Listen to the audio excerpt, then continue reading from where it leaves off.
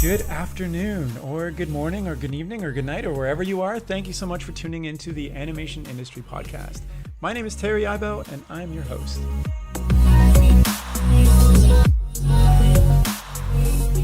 If you ever wanted to be a character designer for 2D animation shows, this is an episode for you.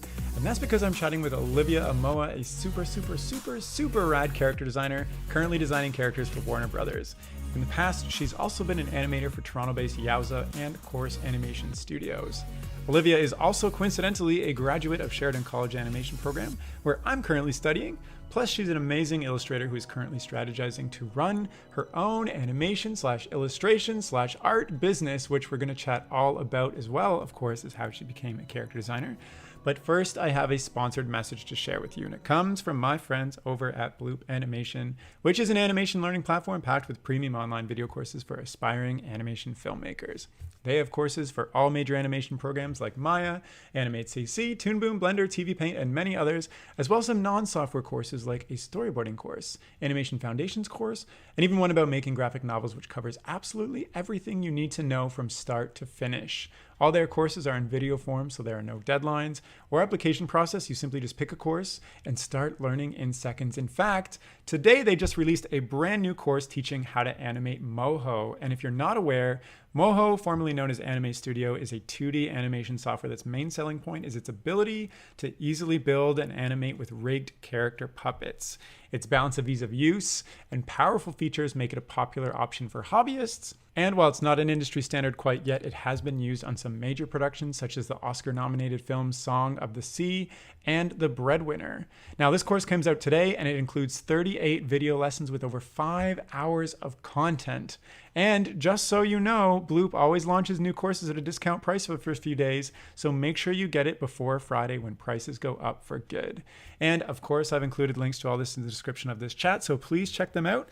Now, let's jump right in. Hi, Olivia. Thank you so much for coming on this podcast. How are you today?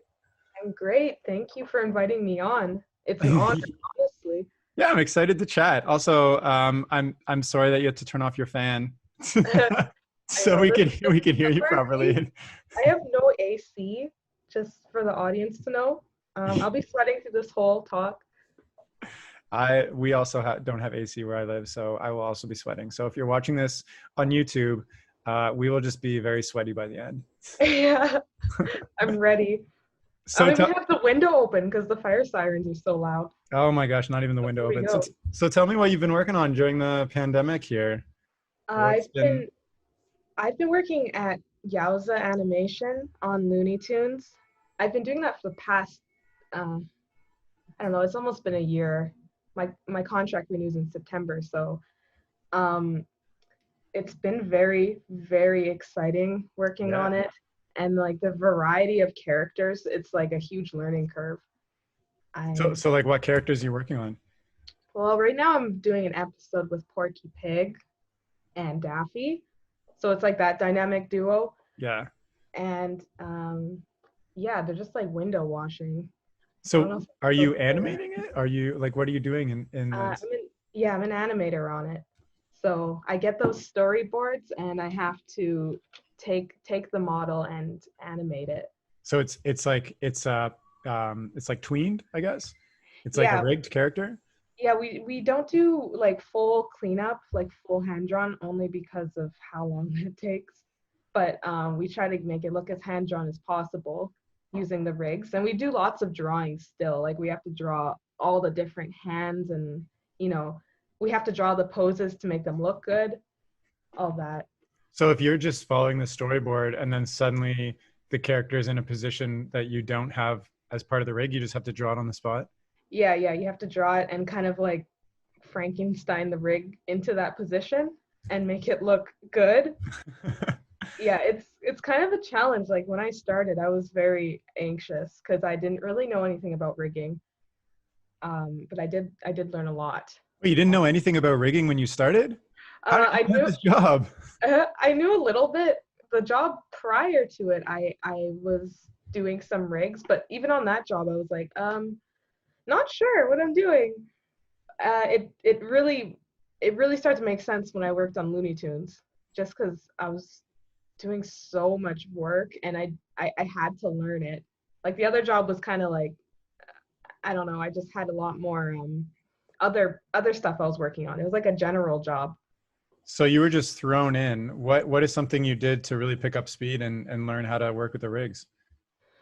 Um, Honestly, just YouTube, and I would ask my team members for help. I'm like, can you anytime I was struggling, I just had to poke at someone and be like, can you help me? Oh wow. Well, Yeah, that's awesome. Were you also kind of hiding the fact that you were having to learn this so fast at the beginning? yeah. I think fake it till you make it is my motto. I'm always unsure of myself, but I just jump in anyway, and it works out. It always works out. What were you following courses on YouTube, or was there like a YouTuber you were following, or are you just typing in like how to rig Like an arm? it was usually very specific stuff that I was searching. Like Yeah. I'd reach a roadblock and I'd be like, oh no. So I might search, I don't even know. There's so many specific little things to Toon Boom that you need to learn. Yeah. That's the software we use, Toon Boom Harmony. Toon Boom. It's like the software everybody uses, I think. Yeah. I know some people are doing TV TV Paint Paint, or yeah, Flash still, but the and Flash, standard is yeah. Toon Boom.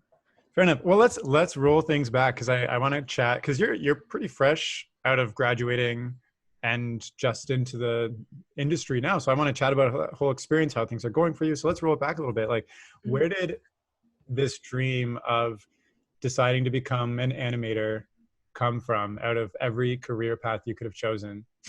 You know, it started with um, in my youth, I would love playing video games like Yoshi's Island or, Super Mario. I would play all sorts of computer games. I loved video games when I was growing up and Pokemon.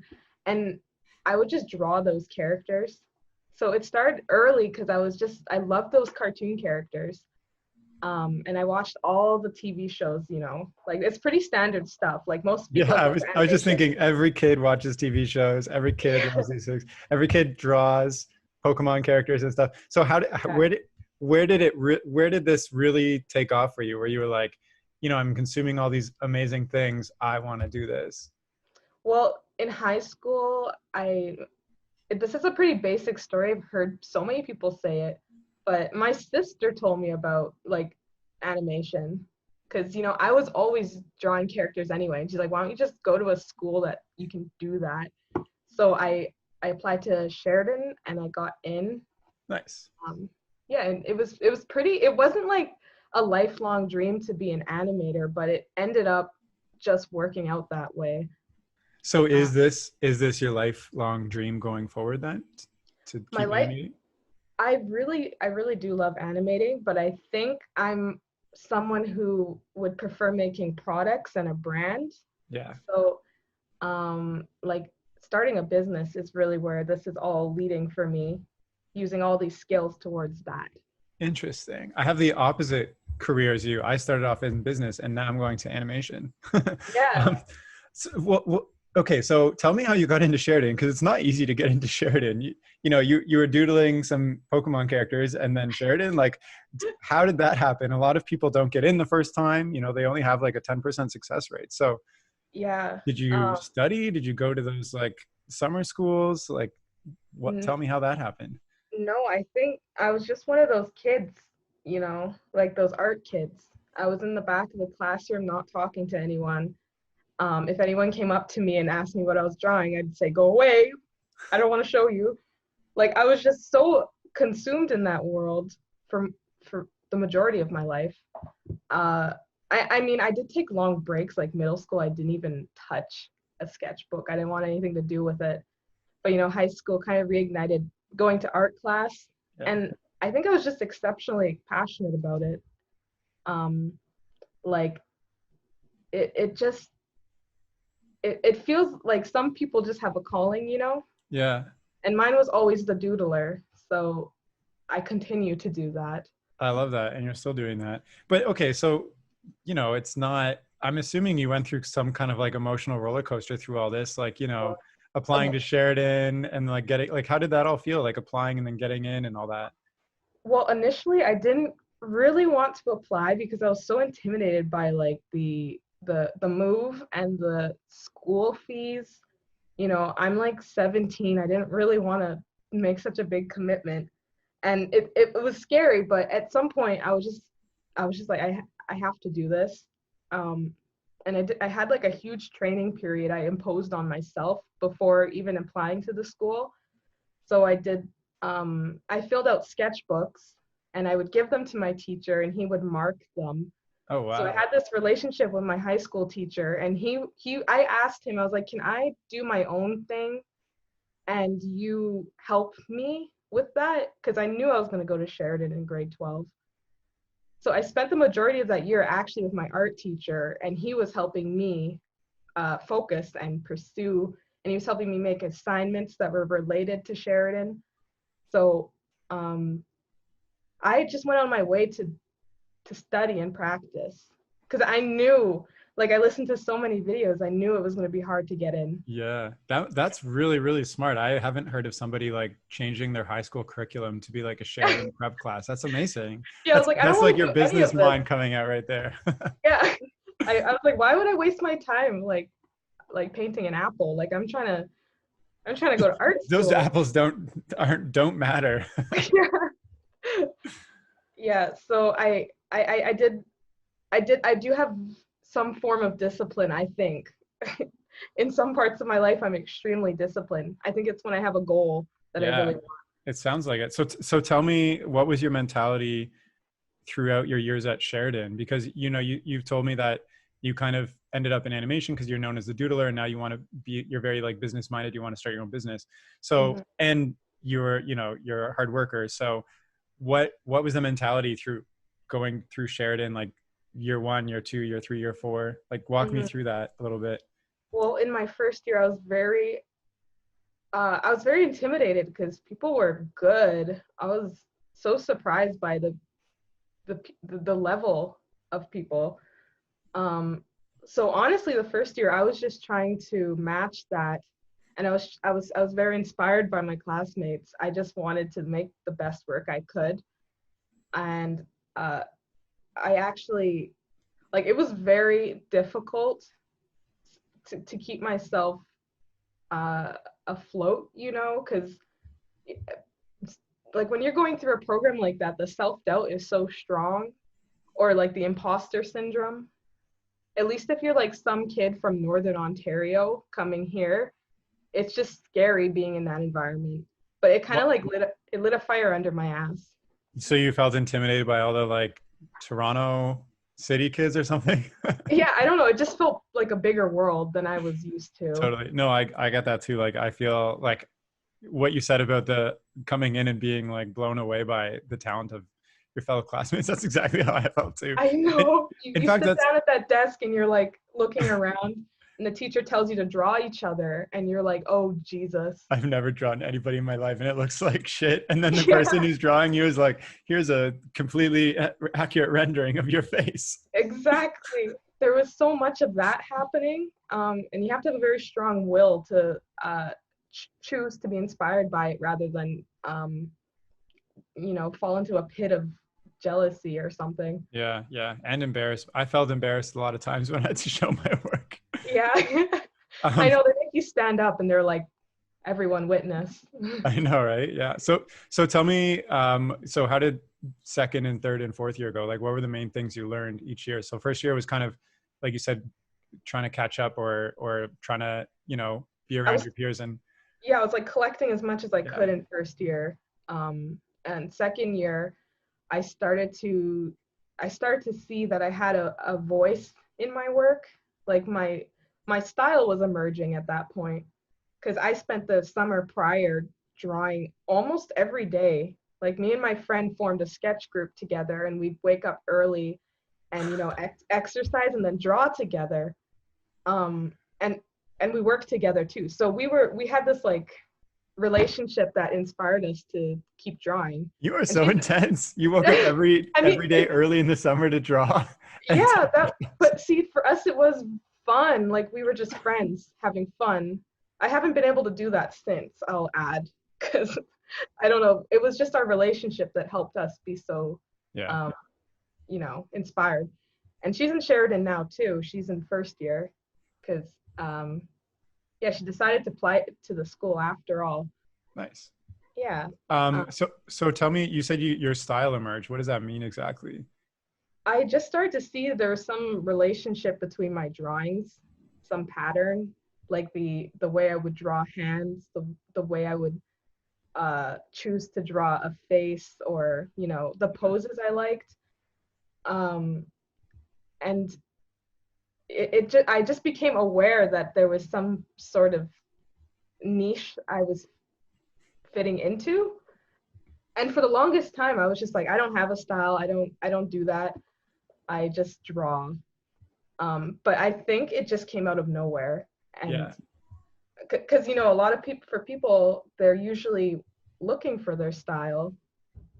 But I think I was the opposite. I was just looking to draw better. And when I was doing that, it all just fell into place. Like all the studying I was doing, it just became some Frankenstein monster of a style. And I was very happy about like having that, because people started to recognize me for having a look. Um, and I rolled with it for a while, but I actually, after a while, I was like, I don't even want to draw like this anymore. Like people are like, oh, that's Olivia's style. I love that. And I'm like, I'm tired of it. And Oh I moved on no. to something else. So it's like a temporary style. Do you have a new signature style now? Um, no, right now I'm kind of in oblivion. I don't know where I am. Okay. Yeah, I'm just drawing. I'm like, I don't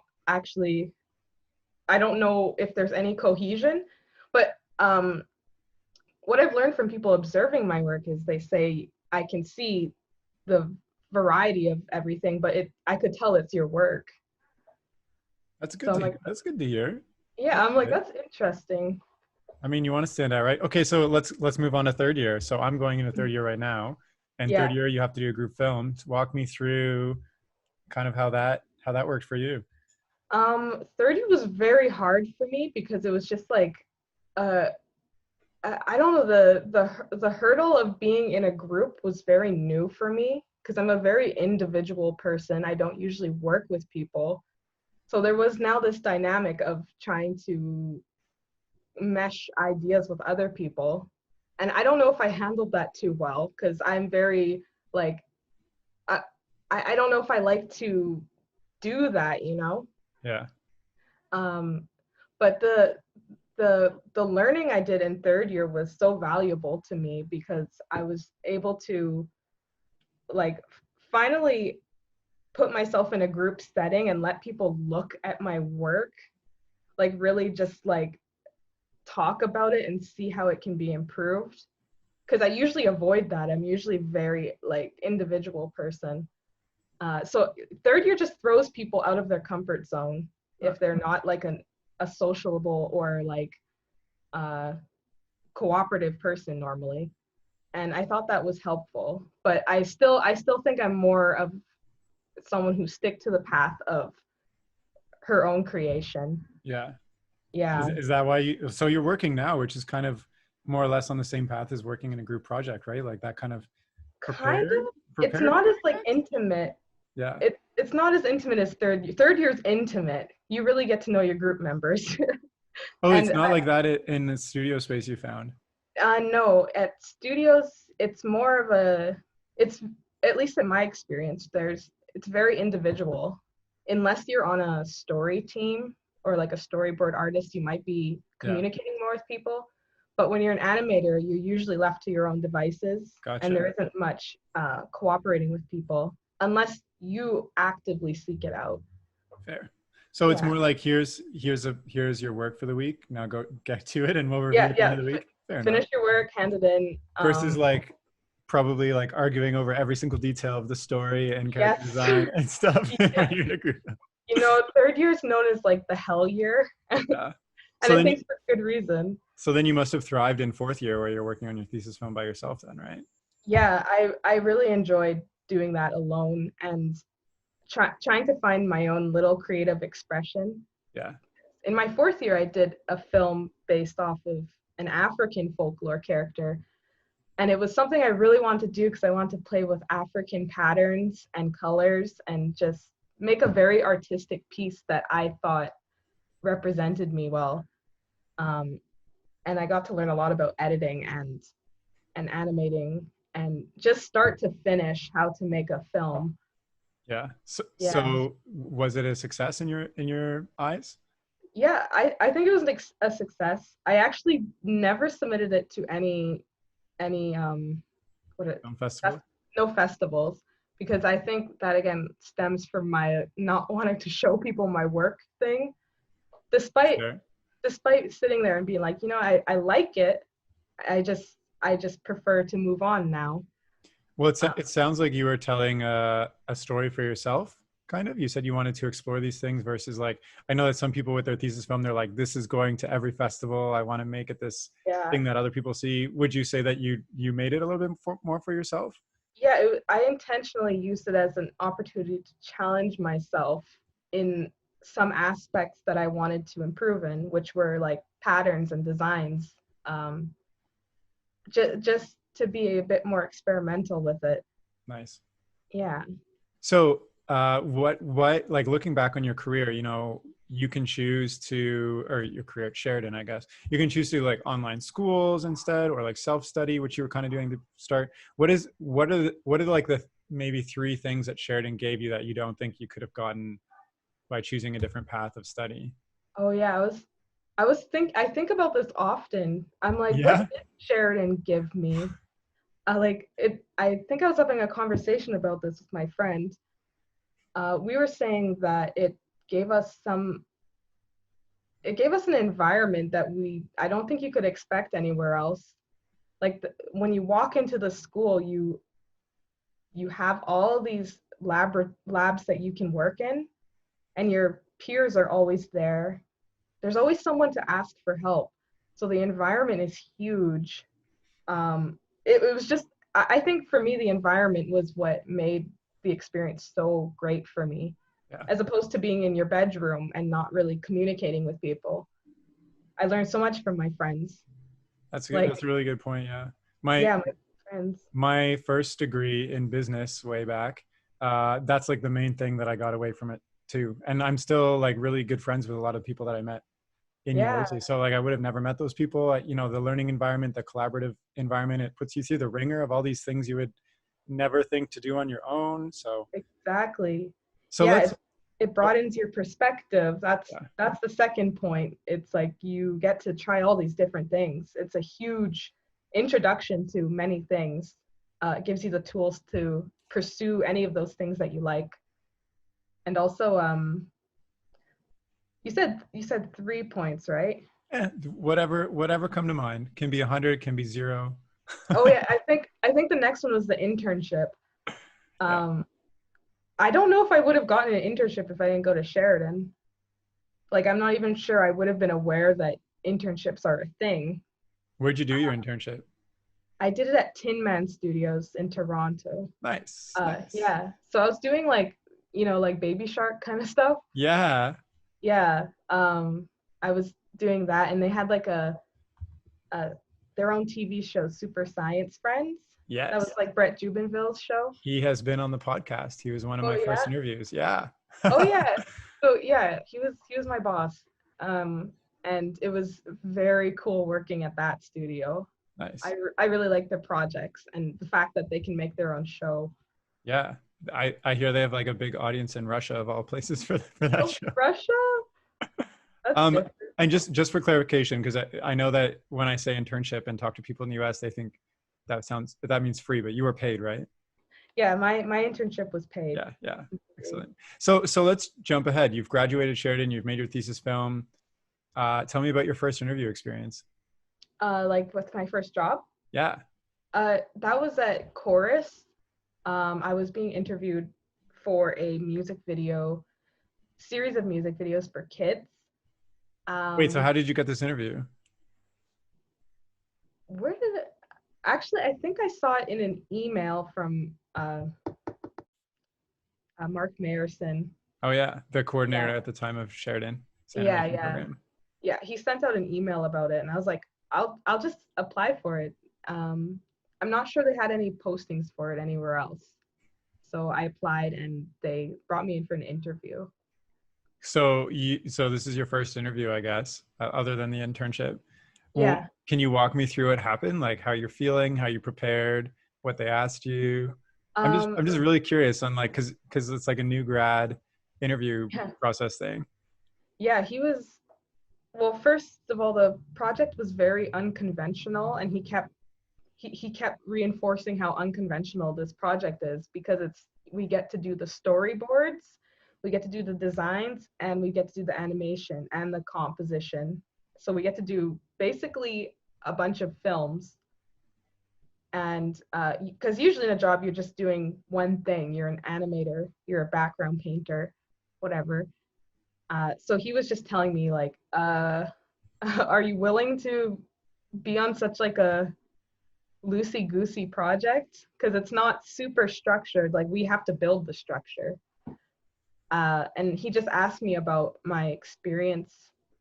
um, I'm not really sure what else he asked me. There's a lot of questions he was asking me in that room, but he basically sat me down and just like, you know, he was just like looking at me asking me questions and I was trying to keep calm. Oh my gosh, that sounds But intimidating. yeah, interviews always scare me, like I'm Yeah.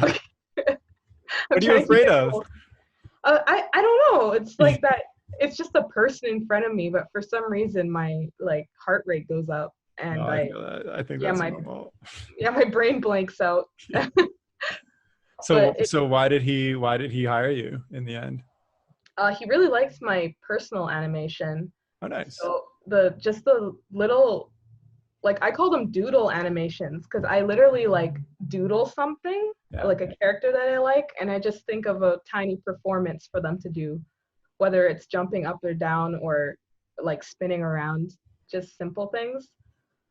And that's what really got people's eyes. It was my little personal projects that I did for myself. It was never my schoolwork. It was always what I did for myself that So were got me. you were you making these music videos entirely by yourself, or were you working with a team? There was 5 of us. Yeah, so they hired 2 other Sheridan students, and um, I think there was one girl who had been storyboarding for a while, so she was a storyboard artist, and then the coordinator of the project. Nice. 5 or 6 of us. It was pretty small. And how long did this last before you is Yowza the next job you went to? Yeah. Yeah. This was 4 months job at Chorus, and That's so immediately, short. Oh my gosh. I'd yeah, it be was I'd be a almost big scared to project. take it because it's too short. I know. See, the thing is, I really like the project, and I want to be part of that because it's kind of fun. So Yeah. I took it, and so that lasted 4 months, and I was like, oh boy, I need a job now.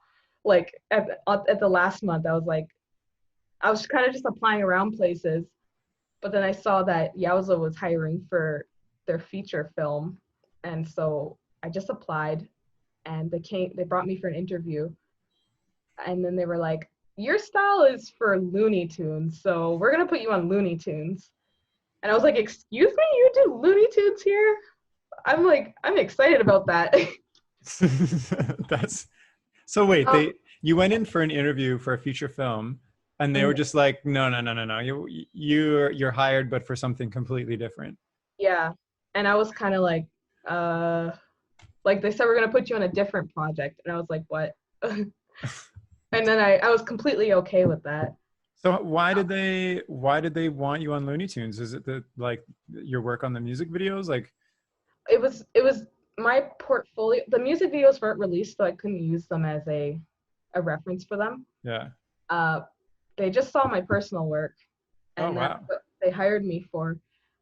Wait, Um, so they didn't, did you send them a demo reel or like, I had a website put up with a demo reel, yeah, okay. and some character designs. I was just going to ask, like, because at Sheridan you put together a demo reel, and it sounded like you didn't even need that for this interview. All like I did have a demo reel for sure. Yeah. I put my best work in it, my cutest characters, and I You- just like prayed that someone would take me for that. And they did. They were what Yasa said was, we just we've had good experiences with hiring people on the spot. So Okay. I walk in, they're like, "You're hired," and then I walked out. Wow, that Yeah, sounds easy. I know. I was not expecting something so simple. So apparently studios have very varied ways of hiring people. Yeah, yeah. And we're like, just So come in. Others do very long questionnaire. nice. Yeah, yeah. Every studio has something totally different, but the just hired on the spot, I've never heard of that before. So Me you, neither. so like what I hear time and time again from people in the industry is like networking is such a huge deal and like getting your first job and all this stuff. But it sounds like it wasn't too big of a deal for you, or do you still Um, like actively network and try to get yourself out there? we'll see. Um, like I don't network. I just, or maybe I do. I have a LinkedIn and I like to add people and just like message and talk to them.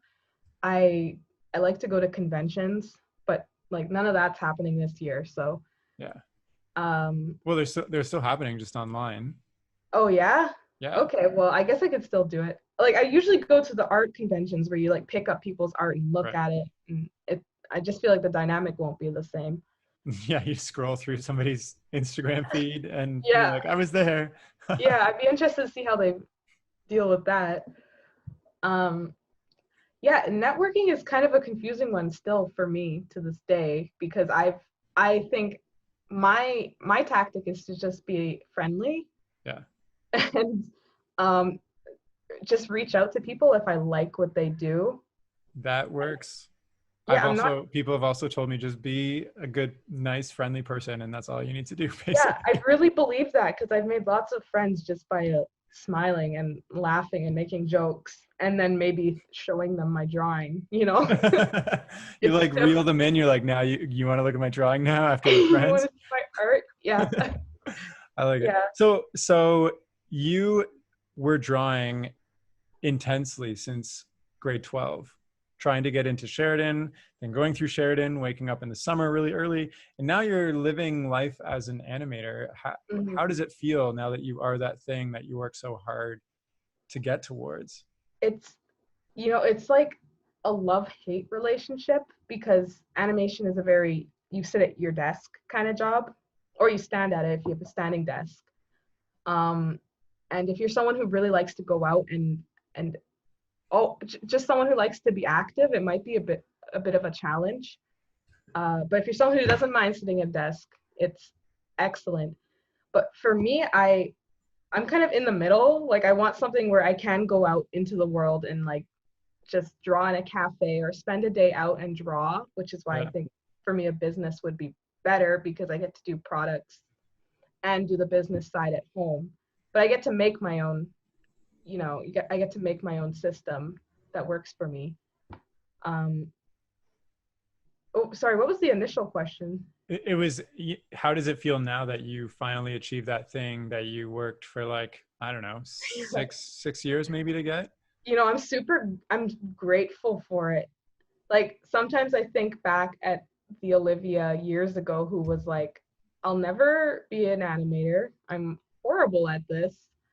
I can't like just the amount of doubt I had about where I was going to end up was so immense through much of my life. But it like I still kept trying regardless. And I made it to all these goals I've been setting and it feels amazing. So it's given me the faith that I can Nice. accomplish those little goals I've set up my entire life, Uh, and I think everyone should be aware that you really can do all of those things that you want to do, even if it's scary. Like for me, it was scary to apply to Sheridan because I didn't have money. I didn't have all that confidence to live alone, but I Right. did it anyway. Well, and if you have the like a positive attitude, you figure those things out, even if you don't have the money or the skills or whatever. Like if your brain starts to problem solve automatically for Yeah. those things. Yeah, you nailed it. I think that's so true. Like things just work out if you focus on them and remain positive about them. Yeah. So you said you had immense like doubts and stuff. What kept you pushing forward? Um, I think it's just me actually looking back at how far I've come. Because when I was feeling doubtful, it was because I was comparing myself to other people. And the moments I felt confident is when I was actually comparing myself to myself Yeah. and where I was a year ago and how I felt a year ago. Like a year ago, I would feel, oh, I can't get into Sheridan. Even when I hit submit on the application, I was feeling like, is this for me? I like the imposter syndrome is Yeah. it's constant. It never goes away. So what if you didn't get accepted into Sheridan? What Um, do you think you would have done instead? Did you have another plan?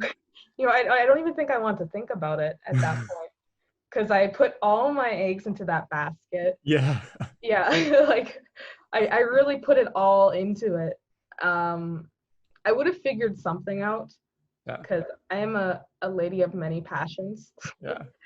But I I think I would have applied again if I didn't. I was the same way when I applied. I put all my eggs in one basket. I was Yeah. like, I'm not gonna ever do this again. If I'm gonna do, I might as well put all the effort I have in, see what happens. And Yeah, I had no plan. If I didn't get in, I don't and know you what I got would have in done either. the first try you got in too. Yeah. Yeah. Yeah. So I think the most important thing about the portfolio process is to not have any doubts about whether you're going to do it or not. It's like you should put all your eggs into the basket because if you have any like of those very special eggs just outside of the basket that might help you, Yeah. it's just not you're risking not getting into that program. Um, yeah, so that's really how I feel about it. I gave him my all. Yeah. And I also feel like there's some sort of confidence level to, at least for me, knowing that I had put in my best work, and I knew that I would improve or could improve if I had more time. But I was like, at this point in my life, this is the best I can do versus like, oh, yeah, Yeah, it's like good enough. I could do better, but I knew I'd given it kind of every yeah, best shot I had. So yeah. at least for me, that's what I attribute to getting it. I was Me shocked when I too. got it. Me too. I put everything like it's so important for me to get into it. Like, um, and I think if people are struggling to get in, it it might be that reason, you know? It might be how much of your focus are you placing on that, or are you dividing it between all sorts of things? Yeah, Like totally. if you're in another program and you're just trying to do the portfolio on the side, it might be a challenge. Well, I Yeah. know that some people are super talented and they just kind of wing together the portfolio last minute and they get it. Yeah. I'm not one of You're, those you're people. those So it is people. possible. But yeah, I like Yeah. what you said about if your time is divided. I think it's like that in anything you try to accomplish. If your time is divided, you're going to do two things half as good as you could Half is, do them yeah, if you did it's one thing. true. So let's And let's chat about future Olivia, because we chatted about past Olivia. What are you doing to take steps towards, your own business right now? right now right now I'm focusing very heavily on paying off my student loan so I can get that out of the way. That's a good And priority. because yeah, I feel like that's one of the things that's going to divide my mind if I Yeah. have that looming over me. So my main objective right now is to wipe that out of the way. And in Yeah. the spare time I have outside of full-time work, I'm trying to do projects like um, I did a gummy girl project where I just drew a bunch of girl characters in like a pinup style, but based off of popular gum flavors. Like I would just make like little cute series and just keep doing those because it helped me stick with them, because it's like there's a criteria I have to meet and I just keep doing the same criteria for that specific project. uh, I owe any progress I'm making right now to projects that I make for myself Yeah. instead of occasional doodles here and there. Like it's too scattered for me. I need to have like a structure. So So what is the I guess goal with these projects right now, other than sticking to some criteria and getting some attention on social media as well, which you have been getting? yeah, I've seen the gummy girls; they're really yeah, cute. thank you. Yeah, I want to build like a bit more momentum online, but I think the main the main focus until that loan is paid off for me is to just improve drawing, which is why I do like studies on the side. Like I write down the things I want to improve at still, like backgrounds, because you'll never see a background on my Instagram, I guarantee. But I want to bring those back because I actually don't mind drawing them. So I just do like a study of a very good background. Like I repaint it, or I redraw a character, or I do life drawing classes on, Croquis Cafe. Oh, wow. It's or I go out and sketchbook outside, like, cars or houses. So tell me, So do you ever take a break from drawing? I absolutely do. I feel like I don't draw enough because I do have all these things in my mind. But if I execute them, often it's like a maybe if I actually get that done. So it's like I have to regiment my time a lot more in order to like really execute these ideas. Yeah. Because sometimes you're sketching and you're like this, I'm not feeling it. The canvas, it's just empty right now. I don't really want to draw. It'd be much easier to play a game or go out for a walk, or again, scatter your mind somewhere else. Yeah, totally. But I feel like I've been doing pretty well in keeping up with it. Like I don't post much right now. Right now I'm just focusing on actually trying to just study. It's mostly a study period again, kind of like the portfolio period I had. So do you wake up early, study, then work? Is this No, like a I daily thing? I use my study. I do my studies like in my lunch breaks, or I break off some periods where I just go and sketch on my desk that's right there. Yeah. If I'm feeling like I just need to take a step away from my screen, like work, and just do a different thing for a bit. Because I feel if I keep doing my work all day, my brain will just like, melt. So I have to Totally. variety it up a bit. Don't you wish you could just like watch TV for like 8 hours a day and then also make progress in your career at the same time somehow? And like just wake It's up and you're so like owning a business instead of like working so hard and taking all these risks and it's something else, I'm telling you. It takes so much strength to get the ball rolling. Because, a lot of people, after they graduate, it's kind of like you're in work mind. You work full time. And then after staring at your screen for 8 hours, you kind of want to go outside. You oh kind of yeah. want to not even think about that aspect of your life of drawing for yourself. But I'm constantly fighting for it because I feel like if I don't fight, it's gonna slip away. Oh, So 100%. yeah, I just, even if it's like one drawing a week, I still get it done. And it's like the series is still there being built up. Nice. Yeah. I think that's really great. And you're also like building a routine that's training your mind to focus on these things regardless, Mhm. I guess. That's good. I'm still kind of interested in the studio. Why? I mean, you've mentioned a few reasons why, but like, what is the main reason you want to own your own studio instead of just working for one or being like maybe in a dual role at a small studio where you can work on animation and producing or like multiple things? Like, why is it that you want to own your own studio? Um, well, you see, I'm still open to collaborating with, like, because I do know there's some friends of mine that want to start our own little company. Yeah. But I think I want to start with myself first and see what I could make with with like I just want to see what I can do. So like you're the only person working at the studio type of deal. Yeah.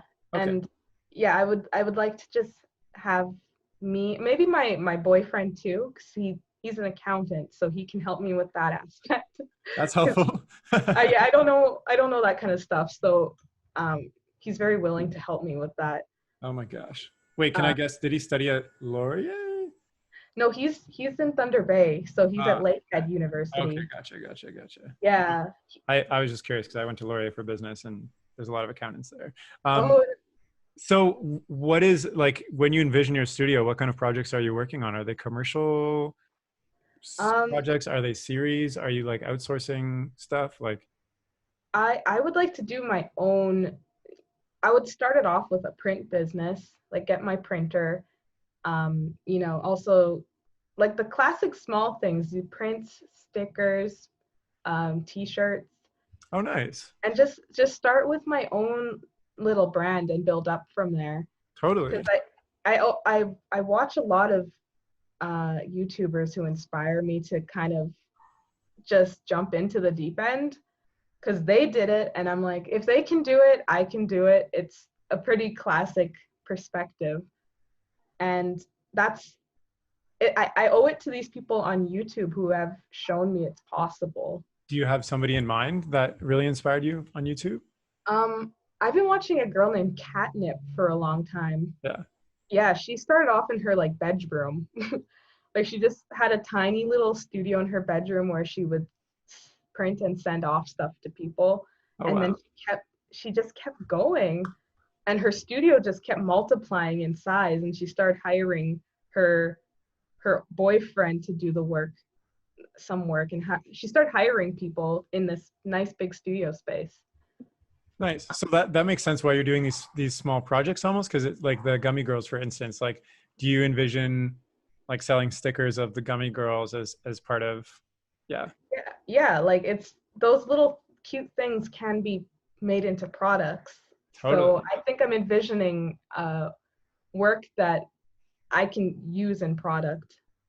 totally. I think that's a really cool and ambitious dream, and it's like that's a little different than a lot of people I have on here, because a lot of people have the dream of like, starting their own show or whatnot. But you're like, I want to be an independent artist, like Yeah, supporting myself through like I, products and stuff. That's really awesome. I'm definitely aspiring for that starving artist life. Yeah.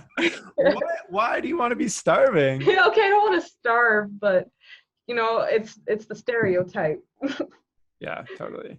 Gotcha. So like, what are you most excited about as an artist? Like, is it that other people are buying your work? Is it like you're telling unique and creative stories that you think of, like the Gummy Girls, for instance? Like, do you have something in mind that you want to be known for, I guess? Because you already said you don't really like your style.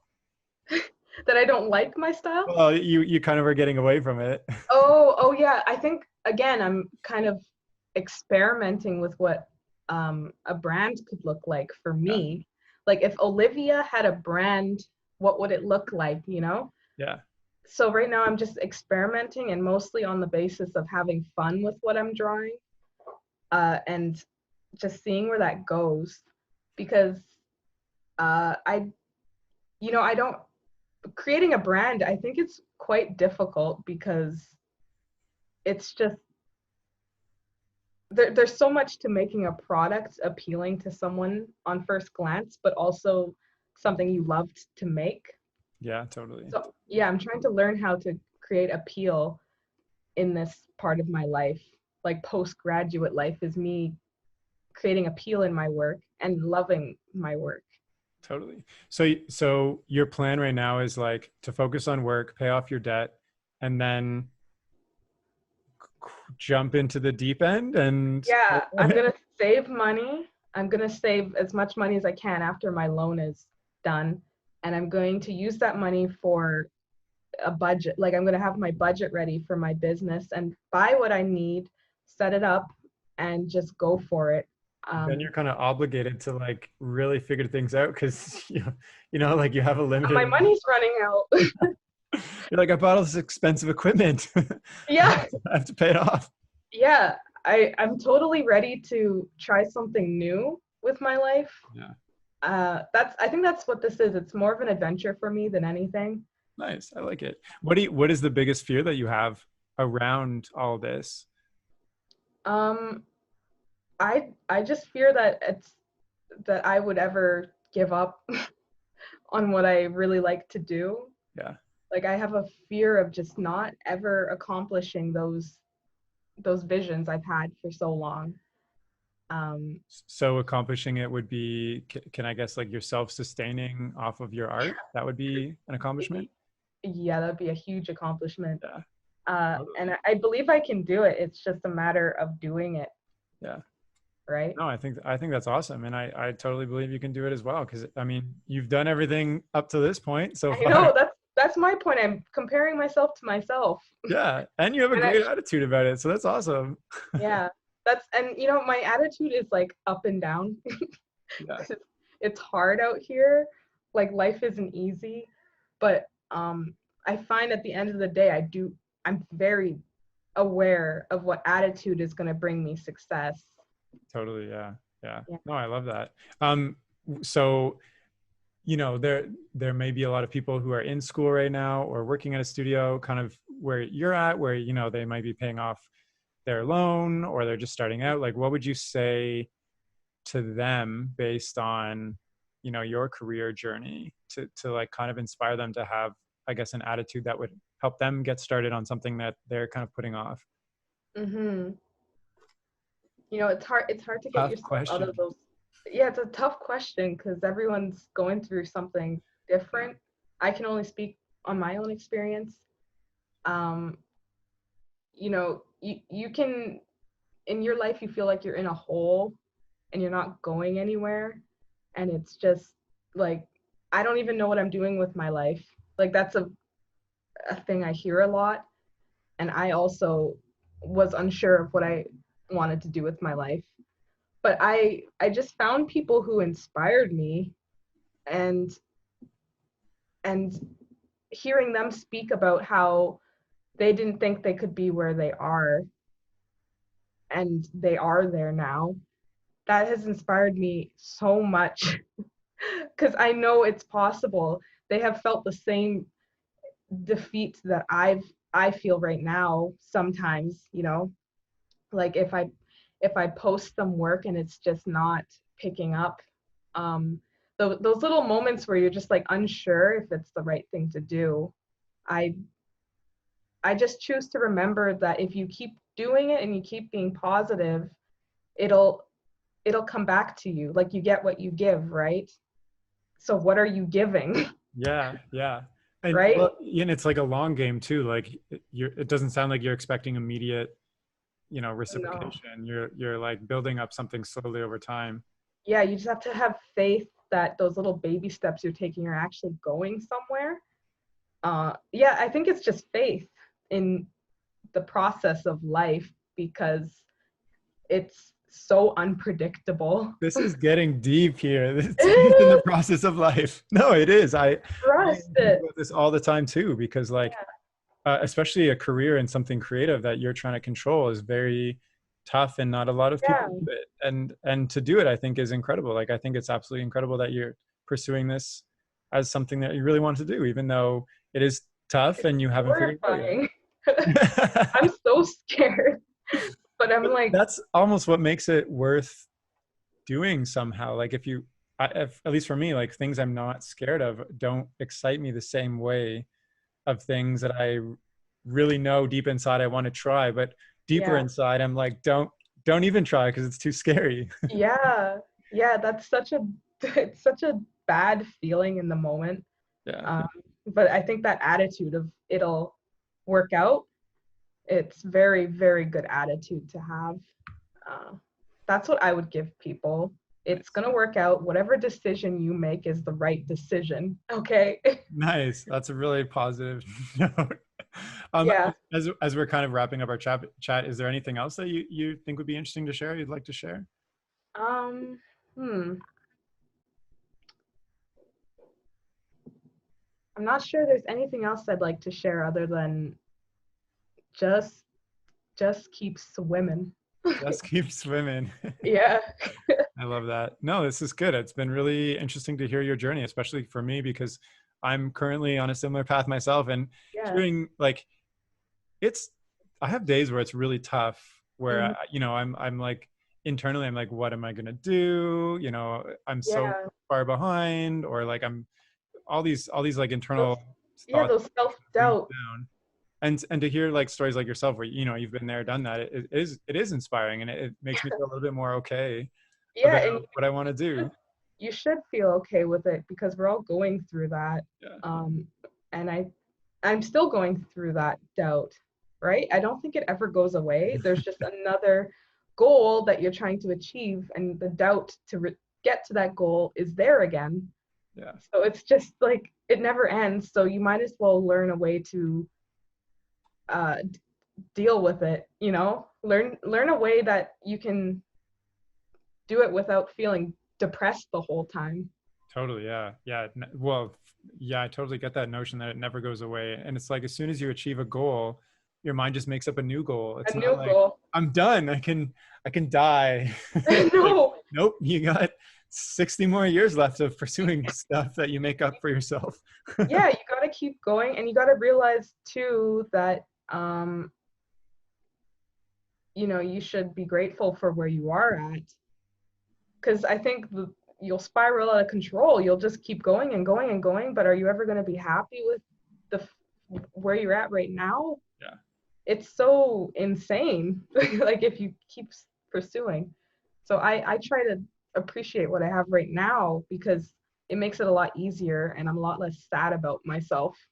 Well, and like, you don't want to live your whole life stressed and like down in the dumps either. I think that's also a really good point you just made about finding happiness right now. And I feel like, from my experience in my other career and like pursuing this, you know, finding happiness in the process is more about what I figured out life is about for me than finding happiness in achieving a goal. In achieving Even a though they're goal. kind of intertwined in some They are, because you can sit here and be like, wow, I did achieve that goal. Yeah. That's amazing. And I get to do the thing I love every day.